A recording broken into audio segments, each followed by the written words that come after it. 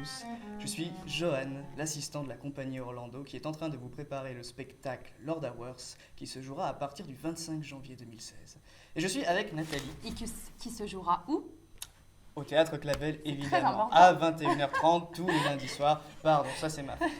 Donc je suis avec Nathalie, qui est... Lady Sarah, dans la pièce Lord Hours. Alors mon personnage, donc je joue Lady Sarah, donc, qui arrive dans la propriété du tyrannique Lord Hours. Voilà, elle vient d'épouser Sir Ronald et elle va devoir essayer de trouver sa place dans cette maison. Mais elle est tellement ambitieuse et pleine de, on va dire, d'audace que ça va pas être un trop gros problème pour elle. Voilà. C'est ça, un personnage vigoureux, capricieux aussi, on peut le dire. Capricieux, qui a son tempérament. La particularité de la pièce est qu'elle s'étale sur 16 ans. Donc ce qui est intéressant avec ce personnage-là, c'est qu'il y a une évolution incroyable entre le moment justement où elle arrive dans cette maison pour trouver sa place et être un peu en quête de tout ce qu'elle veut obtenir, et les moments où voilà, le déroulé de la pièce fait que ça va pas se passer exactement comme elle le voudrait, parce qu'elle va venir réveiller des tensions familiales dans cette maison.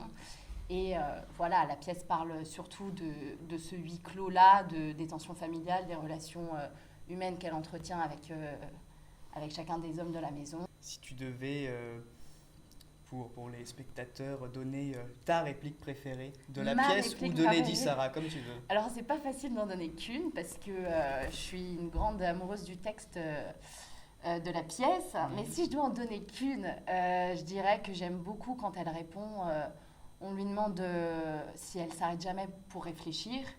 Et elle répond: à quoi bon? Je sais ce que je veux, c'est une réflexion suffisante à mes yeux. Et je trouve que ça résume très bien le personnage qui est toujours dans l'action et prête à agir. Une réplique qui porterait l'essence du texte, l'essence de la pièce? Je dirais une phrase plutôt: pourquoi mépriser une couleur plutôt qu'une autre?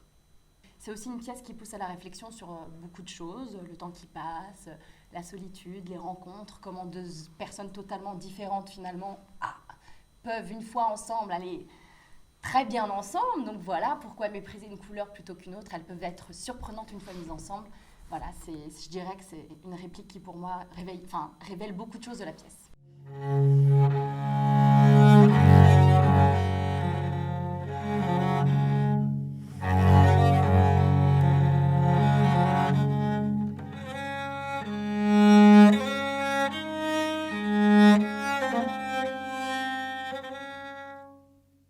C'est un très beau mot de la fin, non? C'est un super mot de la fin.